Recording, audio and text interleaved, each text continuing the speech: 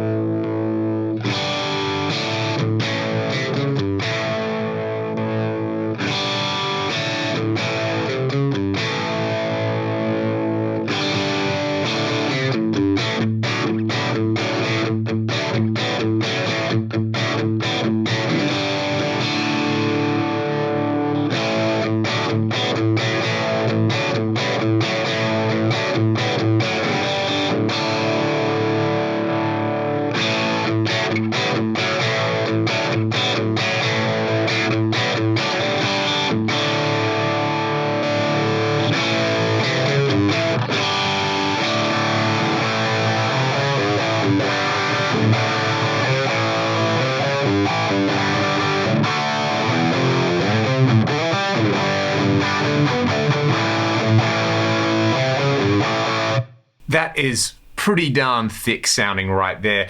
You can hear the mid-range voicing control has a lot of impact on what's going on there. If I set it to a lower setting over here, so all the way to the left, and then pull the mids out, then we get some wonderful chugga-chugga stuff. And this is the high gain setting with not much gain on the gain knob, and there's probably more gain than most people would ever need.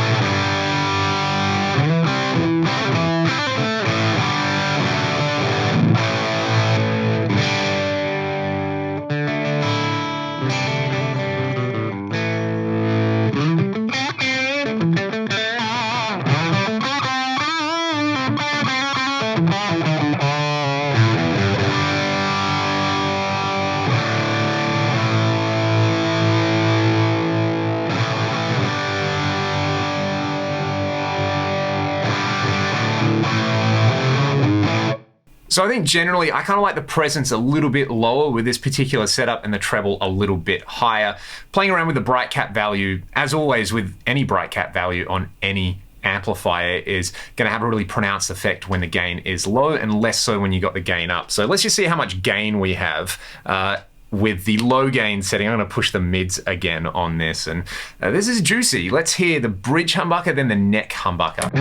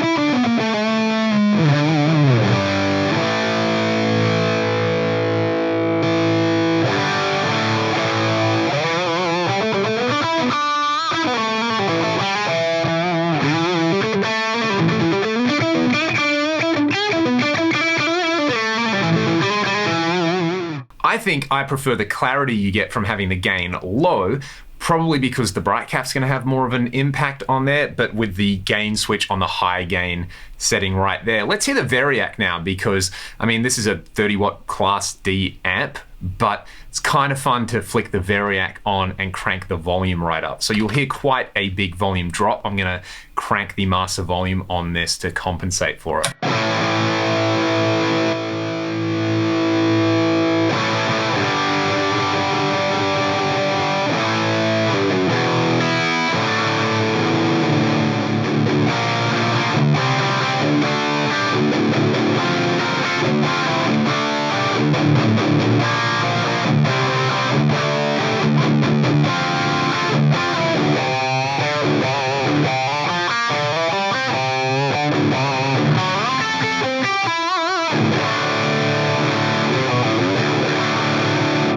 That's almost kind of like what you would expect. It's basically a brown switch on there. Let's hear the same stuff, but with the master volume back to where it was, with the variac off.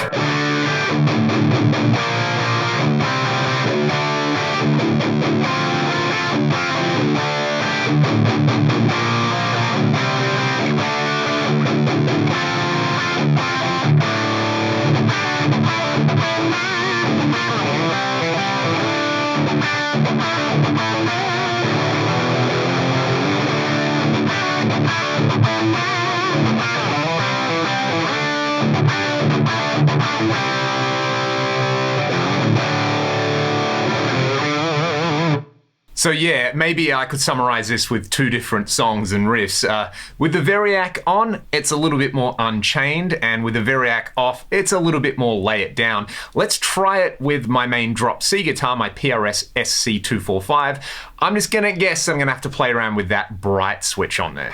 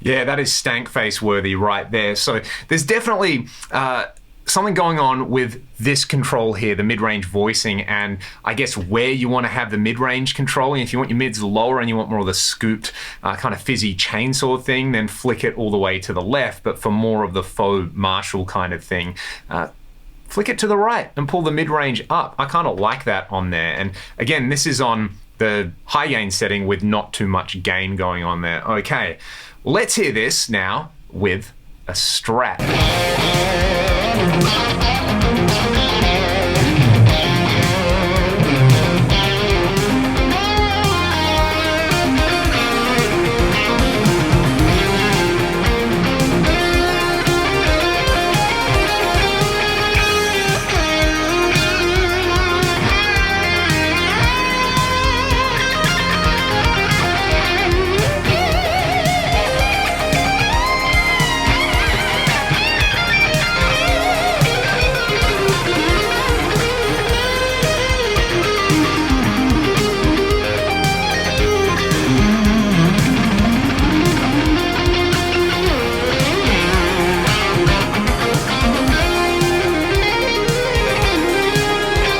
Okay, for this example, I've got my 1977 Fender Strat, mid-range control all the way up. We're on the high mid voicing, high gain voicing. Gain is what, 10, 11 o'clock or something like that. Variac is off. And I've added Sound Toys, micro shift, and a little plate in post, just for some grease on top of all of this. Starting on the neck pickup, check it out.